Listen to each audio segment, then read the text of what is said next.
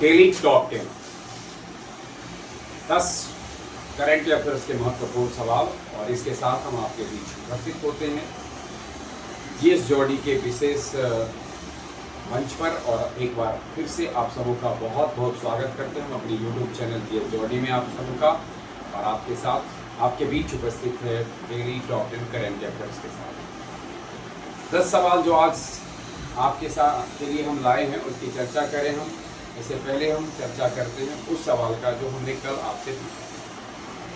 कल हमने आपसे जानने की कोशिश की थी कि 2026 फीफा वर्ल्ड कप के अंतिम 4 में शामिल होने वाली पहली टीम कौन सी बनी, और इसका सही उत्तर था फ्रांस। जिन लोगों ने फ्रांस इसका उत्तर दिया है उसका उत्तर सही है, फ्रांस। और आप आज के लिए आपका सवाल है, आपके लिए सवाल है जिसका उत्तर आप कमेंट बॉक्स में जाकर दे सकते हैं। इसी महीने की 14 तारीख को यानी 14 जुलाई को किस देश के द्वारा अपना राष्ट्रीय दिवस मनाया जाएगा, अर्थात दूसरे शब्दों में हम कहें कौन सा देश 14 जुलाई को अपना राष्ट्रीय दिवस मनाता है। कमेंट बॉक्स में जाकर आप इसका उत्तर देंगे। और अब हम चलते हैं आज जिन सवालों के साथ हम आपके बीच उपस्थित हैं उसको लेकर। स्क्रीन पर पहला सवाल आप देख रहे हैं, हाल ही में 2000 साल पुरानी ब्राह्मी लिपि वाली सोने की अंगूठियां कहाँ खोजी गई? Myanmar, Thailand, Vietnam, Singapore. यानी ब्राह्मी लिपि उस सोने की अंगूठी पर लिखा, यानी ब्राह्मी लिपि में लिखा गया है। और आपको बताना ये है कि इनमें से किस देश में 2000 साल पुरानी ब्राह्मी लिपि वाली सोने की अंगूठियां खोजी गई है? म्यांमार, थाईलैंड, वियतनाम और सिंगापुर। और सही इसका आंसर है थाईलैंड। थाईलैंड में इसको खोजी गई। थाईलैंड का पेत्चाबुरी प्रांत में स्थित डॉन याई थोंग पुरातात्विक स्थल पर इसकी खोज की गई है। अंगूठी पर ब्राह्मी लिपि में लिखा क्या गया है? पुसार खित्सा। ये पुसार खित्सा लिखा गया है, ये भी थोड़ा ध्यान से हमें देखना है। पुसार खित्सा ब्राह्मी लिपि में लिखा है जिसका अर्थ है पुष्य नक्षत्र द्वारा संरक्षित। पुष्य नक्षत्र द्वारा संरक्षित। इतिहासकारों और पुरातत्वविदों का मानना है कि यह अंगूठी प्राचीन काल के किसी भारतीय व्यापारी वैश्य वर्ग की रही होगी। यानी 2000 साल पुरानी इस अंगूठी के बारे में इतिहासकारों का मत है कि यह प्राचीन काल के किसी वैश्य का रहा होगा। खोजकर्ता टीम जिसको कि अभी मिला है थाईलैंड के ललित कला विभाग की एक विशेष पुरातत्व टीम इस स्थल पर फरवरी 2026 से लगातार खुदाई का काम कर रही है। विभाग के महानिदेशक थानोबूत चंद्रा चोटी के मार्गदर्शन में और वैज्ञानिक अध्ययन और संरक्षण के लिए राचाबुरी प्रांत के नागपुर खीरी संग्रहालय में सुरक्षित किया गया है। अब हम देखते हैं आज का दूसरा सवाल। हाल ही में किस देश के ज्येष्ठ वर्ण महाविहार को UNESCO Asia Pacific heritage award 2025 से सम्मानित किया गया? UNESCO United Nation educational scientific cultural organisation, इसके द्वारा जो एशिया प्रशांत हेरिटेज अवार्ड है 2025 से सम्मानित किया गया है। नेपाल, भूटान, श्रीलंका, म्यांमार। देखिए ज्येष्ठ वर्ण महाविहार किस देश का है? नेपाल, भूटान, श्रीलंका, म्यांमार। और सही आंसर है नेपाल का ज्येष्ठ वर्ण महाविहार जो बौद्ध धर्म से जुड़ा हुआ है। नेपाल के ललितपुर में स्थित है। कहाँ स्थित है ज्येष्ठ वर्ण महाविहार? ललितपुर में। और 17वीं शताब्दी के ऐतिहासिक बौद्ध मठ है। UNESCO Asia Pacific awards for cultural heritage conservation 2025 के तहत अवार्ड ऑफ मेरिट से इसे सम्मानित किया गया। UNESCO Asia Pacific awards for cultural heritage conservation 2025 के तहत ज्येष्ठ मठ को, ज्येष्ठ वर्ण महाविहार को अवार्ड ऑफ मेरिट से सम्मानित किया गया है। यूनेस्को जैसा कि हमने कहा यह संयुक्त राष्ट्र संघ की इकाई है और फुल फॉर्म इसका होता है United Nation educational scientific and cultural organisation Asia Pacific क्षेत्रीय कार्यालय बॉम्बे थाईलैंड द्वारा दिया जाएगा। इस पुरस्कार का उद्देश्य एशिया प्रशांत क्षेत्र में निजी संगठनों या स्थानीय समुदायों द्वारा ऐतिहासिक इमारतों और धरोहरों के संरक्षण के लिए किए गए अनूठे प्रयास को सम्मानित करें। यानी कोई निजी संगठन, निजी संस्था जब जो विश्व विरासत में शामिल है, जो पूंजी है, उसको जो ऐतिहासिक इमारत है उसकी रक्षा में जो उसकी सुरक्षा में जो संस्था काम करती है उसको सम्मानित करना, यही इसका मुख्य उद्देश्य है।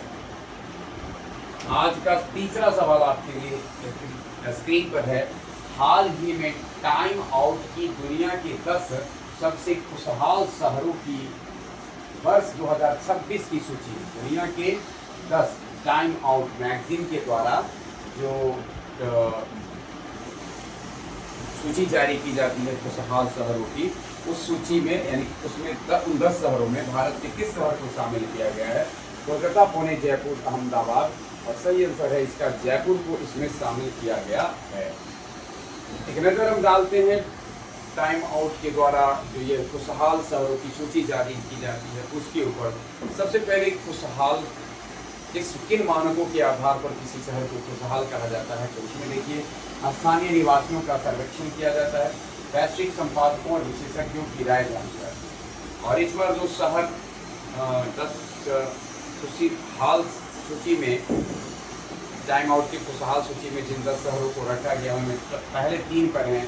बाथ इंग्लैंड के हैं, पनामा सिटी पनामा का है, और ग्वाडालाजारा मैक्सिको का है। यानी बाथ, पनामा सिटी और ग्वाडालाजारा मैक्सिको का। और जहाँ तक सवाल जयपुर का है तो जयपुर को 6ठा स्थान प्राप्त हुआ है इस रैंकिंग में। टाइम आउट की 2026 के विश्व के सर्वश्रेष्ठ और कला संस्कृति शहरों की सूची में जयपुर को वैश्विक स्तर पर 18वां स्थान मिला। वहीं अगर बात की जाए टाइम आउट की तो टोनी इलियट द्वारा लंदन में एक पत्रिका का प्रकाशन आरंभ किया गया 1968 ईस्वी में, और इसी के बाद ये टाइम आउट ग्रुप के वैश्विक सीईओ क्रिस, अभी वर्तमान में देखेंगे इसके वैश्विक सीईओ क्रिस ओगलुंड।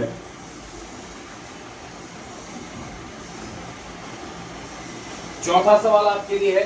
हाल ही में थाईलैंड में अंडर 15 एशियन रेसलिंग चैंपियनशिप 2026 की भारत ने कुल कितने पदक जीते हैं? थाईलैंड में अंडर 15 एशियन रेसलिंग चैंपियनशिप हुआ है, इसमें भारत ने कुल कितने पदक प्राप्त किए हैं? विकल्प है 11, 21, 31, 41, और सही आंसर है 21 पदक भारत को मिला है। नजर डालते हैं हम कि पदक तालिका पर, तो 21 पदक में से 8 स्वर्ण है, 6 रजत है और 7 कांस्य।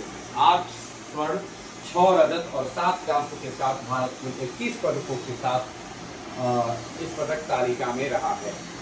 इसका आयोजन थाईलैंड के पटाया में हुआ, और इसमें फ्री स्टाइल कुश्ती महिला और ग्रीको रोमन कुश्ती मुख्य रूप से शामिल था। अगला सवाल था, हाल ही में समुद्री सैटेलाइट HY-2E किसने लॉन्च किया है? जापान, USA, चीन, रूस, और सही आंसर है इसका चीन ने इसको लॉन्च किया है। समुद्री सैटेलाइट HY-2E यानी हाइयन 2E रॉकेट का नाम, इसे लॉन्ग मार्च फॉरवर्ड कैरियर रॉकेट के जरिए लॉन्च किया गया है। यानी जिस रॉकेट के जरिए HY-2E को लॉन्च किया गया है, HY-2E सैटेलाइट को, जैसा कि हम लोग जानते होंगे किसी भी सैटेलाइट को लॉन्च करने के लिए रॉकेट की आवश्यकता होती है, तो HY-2E समुद्री सैटेलाइट है और इसको लॉन्च किया गया है लॉन्ग मार्च 4B के द्वारा। चीन के उत्तर पश्चिम में स्थित जियोक्वान सैटेलाइट लॉन्च सेंटर से इसका प्रक्षेपण किया गया। समुद्री लहरों, तापमान, समुद्री हवाओं की गति और पर्यावरण की सटीक निगरानी करने के उद्देश्य से इसको लॉन्च किया गया है। इससे मौसम के पूर्वानुमान और आपदा प्रबंधन में मदद मिलेगी, यानी इसके द्वारा मौसम का पूर्वानुमान सटीक लगाया जा सकता है और साथ ही आपदा प्रबंधन में भी मदद मिलेगी। ICC, अगला 6ठा सवाल है, ICC महिला T20 विश्व कप 2026 की टीम ऑफ द टूर्नामेंट में शामिल होने वाली एकमात्र भारतीय खिलाड़ी को। जैसा कि आप जानते होंगे कि ICC महिला T20 विश्व कप ऑस्ट्रेलिया ने जीता है, और उसके बाद ICC महिला T20 विश्व कप 2026 की जो पूरा खेल हुआ उसमें एक टीम बनाया गया, और इस टीम में भारत की एकमात्र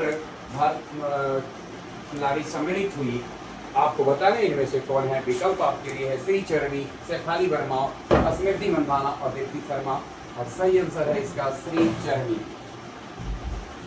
सातवां सवाल आपके लिए है, हाल ही में कौन सा बंदरगाह अपनी कैपिटल ड्रेजिंग परियोजना के बाद 18 मीटर ड्राफ्ट क्षमता प्राप्त करने वाला भारत का दूसरा प्रमुख बंदरगाह बन गया है। विशाखापट्टनम बंदरगाह, उसके बाद एन्नोर बंदरगाह जिसे कामराज बंदरगाह के नाम से जानते हैं, Jawaharlal Nehru JNPT port trust जो कि महाराष्ट्र में है, और कांडला जो गुजरात में है, और सही आंसर है एन्नोर तमिलनाडु वाला। यानी तमिलनाडु का जो एन्नोर बंदरगाह है, जिसको कि अब कामराज बंदरगाह के नाम से जानते हैं, यह कोरोमंडल तट पर स्थित है और यह कैपिटल ड्रेजिंग परियोजना को लगभग 440 करोड़ की लागत से यहाँ पूरा किया गया है। भारत सरकार के मैरीटाइम इंडिया विजन 2030 और मैरीटाइम अमृत फॉर विजन 2047 के लक्ष्यों के बिल्कुल अनुकूल है। अगला सवाल आपके लिए स्क्रीन पर है। जुलाई 2026 में केंद्रीय शिक्षा मंत्रालय द्वारा जारी UDISE प्लस 2025-26 रिपोर्ट के अनुसार भारत में छात्र शिक्षक अनुपात माध्यमिक स्तर पर कितना दर्ज किया गया है? 15:1, 17:1, 21:1, 30:1, अर्थात इसमें दर्ज किया गया 21:1, यानी माध्यमिक स्तर पर 21 छात्रों पर एक टीचर का होना निश्चित किया गया है। देखिए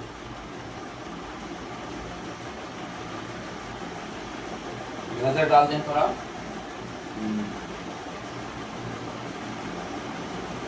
इसे देखिए माध्यमिक स्तर यानी हर 19 छात्रों पर एक शिक्षक। UDISE प्लस को देखते हैं, unified district information system for education. उच्च माध्यमिक स्तर पर एक आंकड़ा है, इसको आप देख ले सकते हैं। राष्ट्रीय शिक्षा नीति 2020 के तहत यह मानक अब 30:1 अनुशंसित है। ये अलग अलग जो देख रहे हैं ना, प्राथमिक, उच्च प्राथमिक, उच्च माध्यमिक, माध्यमिक, ये इसको हटा करके यानी एक जो राष्ट्रीय शिक्षा नीति 2020 है उसके लिए स्टैंडर्ड दे दिया है 30:1, यानी 30 छात्रों पर एक शिक्षक। 1994-95 सबसे पहले इसे केवल प्राथमिक शिक्षा के लिए DIS district information system for education के लिए बनाया गया था। 2012-13 में UDISE कर दिया गया, यानी देखिए पहले था DISE और 12-13 में इसको बना कर दिया गया UDISE, यानी unified district information system for education. 2018-19 में इसको कर दिया गया UDISE प्लस, यानी पहले था यह DISE, उसके बाद आया 2012-13 में UDISE और 2018-19 में उसको कर दिया गया है UDISE प्लस। इसे पूरी तरह से online real time data entry और प्लस फीचर्स के बाद UDISE प्लस के रूप में बदल दिया गया है। सिक्किम की किस प्रसिद्ध पर्वतारोही ने हाल ही में यूरोप की सबसे ऊंची चोटी माउंट एल्ब्रस पर सफलतापूर्वक तिरंगा फहराया है? सिक्किम की किस पर्वतारोही ने उस यूरोप की जो सबसे ऊंची चोटी है माउंट एल्ब्रस, उस पर तिरंगा फहराने का गौरव प्राप्त किया है? तसेरिंग चोडेन, अंशु जामसेनपा, मालाबाग पूर्णा, प्रेमलता अग्रवाल, और सही आंसर है इसका तसेरिंग चोडेन। तसेरिंग चोडेन सिक्किम की है और यह चोटी रूस के दक्षिणी भाग में, ध्यान में रखना है, यह जॉर्जिया देश की सीमा के पास काफीक्सस पर्वत श्रृंखला में स्थित है, जो की सबसे ऊंची चोटी है। इसकी ऊंचाई 5642 मीटर 18,510 फीट है।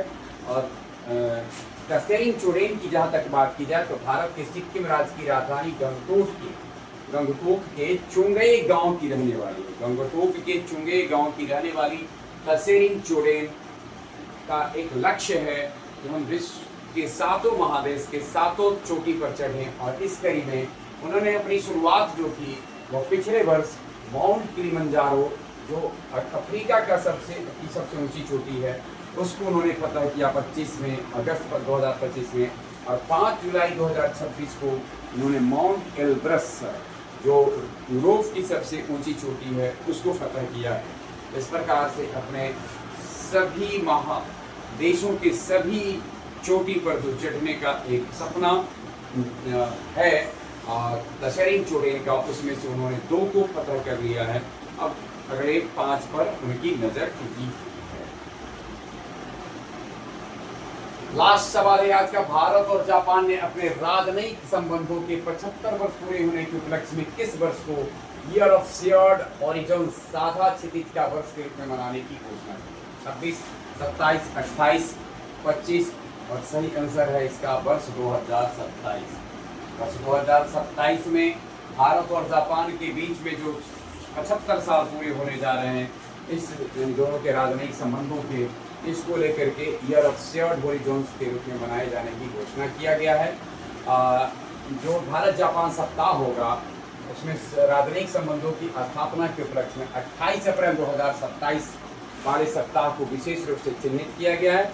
इस दौरान दोनों देश के बीच में दोस्ताना क्रिकेट मैच भी होंगे, और जैसा कि आप जानते हैं कि जापान में क्रिकेट उतना ज़्यादा प्रचलित नहीं है, इसलिए इस दोस्ताना मैच के लिए भारतीय कोच जापान में ट्रेनिंग कैंप लगाएंगे, यानी इस टीम को बेहतर ढंग से तैयार करना ताकि ये दोस्ताना मैच शानदार हो सके, इसकी कोशिश की जाए। ये 10 सवाल थे जिसके साथ हम आपके बीच उपस्थित हुए।